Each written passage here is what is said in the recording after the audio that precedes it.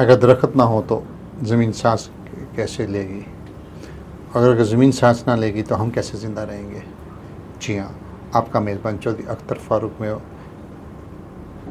ہم نے ہمیشہ کوشش کی ہے کہ آپ کے لیے کوئی معلوماتی کوئی ایجوکیشنل کو مستقبل کے لیے کوئی نہ کوئی ٹاپک کوئی ویڈیو دی جائے۔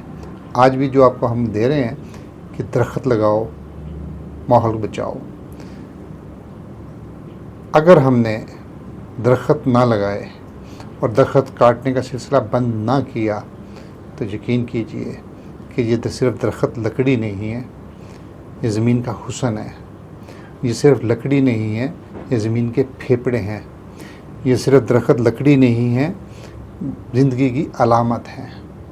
اور آج آپ نے دیکھ رہے ہیں کہ موسمیاتی تبدیلیاں ہو رہی ہیں، تپش بڑھتی جا رہی ہے، درخت کم ہوتے جا رہے ہیں۔ جب درخت کم ہوں گے اور ریتو کی بارشیں ہوں گی تو پھر آپ کو ٹمپریچر بڑھے گا تو جینا محال ہو جائے گا۔ اور یہ درخت انسانی زندگی کے لیے لازمی جز ہیں، اور ماہرین معیشت بھی کہتے ہیں کہ کسی ملک کی معاشی ترقی کے لیے اس کی ملک کے کل رقبے کا 3/4 حصہ پر جنگلات ہونے چاہیے۔ ہم نے جنگلات بے دردی سے کاٹے ہیں، کاٹنا چاہیے، ضرورت پڑتی ہے، ضرورت کے مطابق چلنا چاہیے، لیکن اس کے بعد لگانا بھی تو چاہیے نا۔ اور یہ یاد رکھیے گا، اگر ہم نے آخری درخت بھی کاٹ دیا اور جب درخت نہ رہے تو پھر افسوس ہوگا، لیکن اس وقت گزر چکا ہوگا۔ یہ چند دنوں کی کھیل نہیں ہے، یہ برسوں کا کھیل ہے، برسوں کی کہانی ہے۔ پچھلی نسلوں نے لگائے تھے، اب کی نسل کاٹ رہی ہے، اور آج آپ لگاؤ گے تو اگلی نسل اس کا پھل کھائے گی۔ تو آپ درخت لگائیں اپنی اگلی نسل کے لیے، آپ درخت لگائیں پاکستان کو سرسبز بنانے کے لیے، آپ درخت لگائیں موسمیاتی تبدیلیوں کا مقابلہ کرنے کے لیے، آپ درخت لگائیں کہ معاشرے کو، ماحول کو صاف ستھرا ماحول ملے اور صاف ستھرا ہوا ملے، صاف ستھری فضا ملے۔ لیکن یہ جب بھی ہوگا کہ جب سب مل کر اس کام کو کریں گے۔ اور اگر آپ نے یہ کام، آپ کہتے ہیں کہ جی ہمارے پاس رقبہ نہیں ہے، ہمارے پاس کوئی جگہ نہیں ہے، تو آپ ایک کام کریں، اب ہر گھر، مطلب کچے تو گھر رہے نہیں ہیں، کنکریٹ والے پلازے چھتیں بن چکی ہیں، آپ اپنے چھت پر کم از کم 5 پودے تو آپ لگائیں۔ آپ بڑے پودے نہ لگائیں، آپ چھوٹے بتائیں، آرنامنٹل پلانٹس ہیں۔ آپ سے آپ کے گھر کی جو 5 مرلے کی چھت ہے یا 1.5 مرلے کی چھت ہے، ان پودوں کو لگانے سے آپ کو آکسیجن، صاف ستھرا آکسیجن ملے گی، آپ کو صاف ستھری فضا ملے گی، آپ کو صحت مند فضا ملے گی۔